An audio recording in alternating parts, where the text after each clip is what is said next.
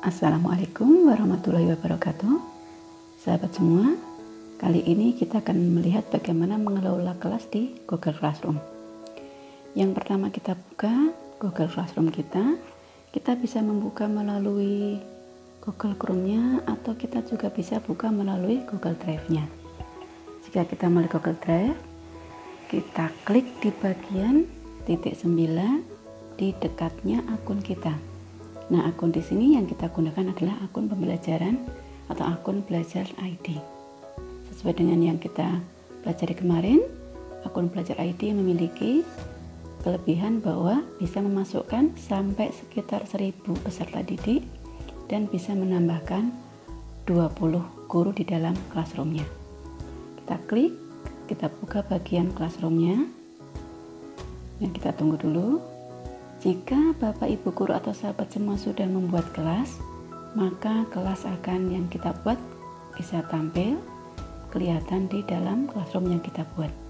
Tetapi jika sahabat atau Bapak Ibu guru belum pernah membuat kelas, maka kita klik di bagian tanda plus di pojok kanan kalau untuk laptop atau komputer. Tapi kalau kita membuatnya di bagian atau membuatnya dengan HP, tanda plus berada di bagian kanan bawah.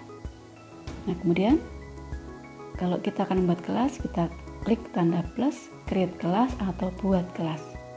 Kita isi di sini ada bagian judul, kemudian subjek, ruang, dan kelas.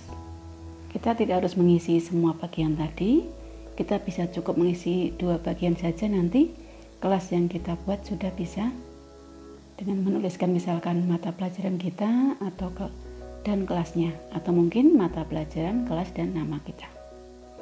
Kemudian kita klik create atau buat, maka kelas yang kita buat akan tampil di layar laptop ataupun HP kita. Jadi kalau tampilan di dalam laptop seperti ini, jadi kalau tadi saya membuat kelas bahasa Indonesia. Nah, kemudian untuk membagi kelas atau agar siswa itu masuk, kita bisa klik di bagian kodenya. Nah, setelah kita copy, kita bisa pastekan ketika kita masuk di grup WA atau pesan ke siswa. Kita juga bisa mengundang siswa dengan membagikan salin linknya. Linknya juga kita salin, kita copy, kita tempel atau kita share ke siswa-siswa kita. Nah, kemudian di Classroom itu ada 4 bagian, ada forum, ada tugas kelas, kemudian ada anggota dan ada nilai. Tetapi kalau di HP itu hanya akan tampil 3, yaitu stream, classwork, dan pupil atau forum, tugas kelas, dan anggota. Nah, sekarang misalnya kita akan menyapa siswa-siswa kita di bagian stream atau di bagian forum. Jadi kita kalau misalkan mau membuka kelas, maka kita sapa mereka dengan di bagian forum. Nah, tinggal kita ketikkan sapaan kita, misalkan selamat pagi siswa-siswa semua dan bla bla bla bla bla. Kemudian kita juga bisa menambahkan di situ, bisa dalam bentuk gambar, bisa juga dalam bentuk video atau mungkin dalam bentuk dokumen, dan ini bisa kita ambil dari laptop kita atau bisa kita ambil dari Google Drive atau misalkan kita ambil dari link ataupun YouTube. Nah, di sini misalkan saya ambil dari Google Drive. Nah, ini kita lampirkan. Nah, nanti kalau kita ingin sapaan ini ya, atau misalnya kita ingin agar semua kelas yang kita buat, jadi misalkan kita mengajar kelasnya paralel, kemudian kita ingin 1 kali sapaan untuk banyak kelas, maka nanti tinggal kita klik di bagian yang kita mau post tadi ya, di bagian atas di sini. Kalau kita sudah membuat kelas-kelas yang kita ajar, kita bisa membagikan forum ini ke kelas-kelas tadi atau kelas yang kita inginkan, yang pada hari itu misalkan sama-sama ada jam pelajaran kita. Nah, tinggal kita nanti kalau sudah selesai kita post. Nah, kalau kita tidak jadi, maka tinggal kita cancel saja. Itu bagian forum atau bagian stream. Kemudian berikutnya kita buat di bagian classwork atau tugas kelas. Di sini ada assignment, kemudian ada quiz, ada question. Nah, kalau kita buat tugas untuk siswa-siswa kita klik di bagian assignment atau bagian tugas. Di sini ada dituliskan judulnya atau title-nya, kemudian deskripsinya atau perintahnya. Nah, di bagian bawahnya kita bisa melampirkan dari drive-nya, kita bisa unggah dari browser atau komputer kita. Kita juga bisa melampirkan link atau misalkan video dari YouTube, dan kita juga bisa membuat baru di dalam Classroom.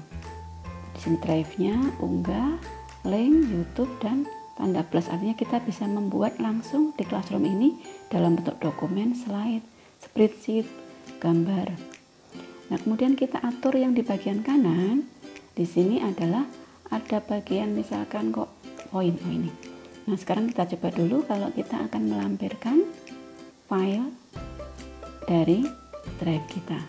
Tinggal kita cari, kita klik yang di bagian drive. Kita lihat atau kita mau buka di bagian browser kita unggah. Kita cari filenya. Ini misalkan saya ambilkan yang di bagian drive-nya. Kita ambil salah satu file yang ada di drive kita yang akan kita gunakan untuk mengajar. Jadi ini bisa kita berikan ke siswa sebelum masuk ke kelas. Nah, kita ambil misalkan salah satu file yang akan nanti dipelajari siswa, kita klik insert. Nah, kemudian di sini ada pilihan, istilahnya siswa hanya bisa melihat atau siswa nanti bisa memberi komentar, atau kita buat salinan untuk seluruh siswa. Misalkan di sini siswa untuk melihat. Sama seperti pada forum, kita bisa membagikan tugas ini ke kelas-kelas yang kita ajar semuanya. Nah, kemudian kalau kita ingin ngasih poin atau nilai dari tugas ini, kita klik bagian sini ada apakah maksimal 100 dan ada di ungrade kalau kita tidak ingin beri poin. Dan kita atur waktunya. Waktu mempelajari ini sampai tanggal berapa. Kalau tak terbatas ya kita tinggal tidak terbatas begitu. Kemudian yang sangat penting di sini adalah mengisi bagian topik. Nah, dengan kita mengisi bagian topik di sini, nanti tampilan di Classroom kita akan lebih rapi. Jadi misalnya kita membuat judul daftar hadir, maka nanti yang tampil daftar hadirnya. Di daftar hadir semua, pertemuan 1, 2, 3 kita buat di topiknya daftar hadir. Kemudian kita buat misalkan topiknya adalah di bab 1, kita buat bab 1. Isinya apa, ada tugas, kemudian ada yang lain-lain di situ di bab 1. Itu akan membuat tampilan Classroom kita lebih rapi dengan adanya topik atau tema yang kita buat. Kemudian di bagian pupil itu ada teacher, student, kita bisa menambahkan siswa. Kita juga bisa menambahkan guru, misalkan guru mapelnya itu lebih dari 1, atau kita ingin mengundang agar misalnya kok kepala sekolah bisa melihat bagaimana kelas yang kita ajar. Kita tambahkan di bagian teachers, kalau kita menambahkan siswa di bagian siswa. Nah, selanjutnya apabila kita ingin melihat seluruh pekerjaan selama kita ngajar, copy of spreadsheet dari pekerjaan siswa. Walaupun kita buka di bagian 1 tugas, nanti yang tampil di spreadsheetnya itu adalah seluruh tugas yang sudah kita berikan. Jadi kalau kita mengambil data ini ketika akhir semester, jadi misalkan kita udah membuat daftar hadir berapa kali, kemudian kita menugaskan kepada siswa itu tugas 1, tugas 2, bab 1, bab 2, bab 3, maka akan tampil seluruhnya. Kita bisa mengetahui siswa mana yang belum lengkap tugasnya. Jadi dengan klik di salah satu tugas saja di bagian pojok tadi, di bagian setting, kita pilih yang paling atas. Nah, kemudian bagaimana tampilan data atau mengolah data? Untuk mengolah data, kita bisa ngambil dari form. Jadi kalau kita sudah membuat form atau soal kuis kepada peserta didik, nah kita ngambil datanya bagaimana, atau kita mengolah datanya dari sebelah mana. Kita bisa membuka formnya, kemudian nanti kita lihat, jadi kita bukanya di bagian respon. Nanti di bagian respon itu nanti yang tampil adalah di bagian pojok kanan nanti ada bagian spreadsheet.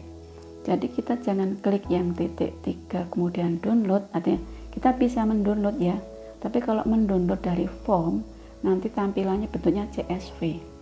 Nah, kalau kita mau buka, kita bagian respon, kita klik spreadsheetnya pojok kanan atas yang berwarna hijau, kita klik. Nah, maka kan tampilannya seperti ini. Jadi misalkan di sini form yang isinya ada 2 nilai di sini, kita bisa mengurutkan dengan klik bagian data, sort by. Nah, misalkan yang urutnya di bagian nama, ya kita urutkan bagian nama. Sort by misalnya A sampai Z. Kalau mau dibaliknya sort by bisa Z sampai A. Nah, kalau kita buat rata-rata, kita klik di bagian misalkan yang kolom kosong sama dengan average atau rata-rata dari nilai setiap siswa. Tinggal kita klik yang sudah pertama, kita tarik saja bawah ke seluruh siswa sehingga rata-rata nilai seluruh siswa itu akan terlihat di sini. Nah, tampilan rata-rata tidak hanya dalam bentuk angka, kita juga bisa menampilkan dalam bentuk grafiknya. Kita bisa klik yang di bagian atas gambar kotak bentuk diagram, atau bisa di bagian kanan itu ada explore. Nah, maka di sini nanti juga kita bisa lihat tampilan grafiknya. Ini karena nilai tugas, jadi nilai siswa hampir sama, maka bentuk grafiknya rata seperti ini ya, hanya ada beberapa yang berbeda. Nah, bentuk grafiknya bisa banyak pilihan, bentuk grafik batang, atau bisa kita ganti. Nah, di sini nanti pilihan grafik ada berbentuk grafik batang, kemudian garis, dan juga dalam bentuk lingkaran. Kita tinggal memilih sesuai dengan yang kita inginkan. Kita bisa menaruh grafik ini di dalam sheet ini, sheet bareng dengan nilainya, atau bisa kita pindahkan ke sheet tersendiri. Tinggal nanti dari gambar nanti kita pindahkan ke sheet ini, kemudian nanti di bagian gambar klik di pojok kanan ada titik 3, bisa move a sheet, gitu, pindah ke sheet tersendiri. Oke sahabat semua, demikian tadi apa yang kita pelajari bersama tentang mengelola Google Classroom kita, dan juga sedikit tadi tentang bagaimana mengolah data di spreadsheet. Semoga apa yang kita pelajari bermanfaat. Wassalamualaikum warahmatullahi wabarakatuh.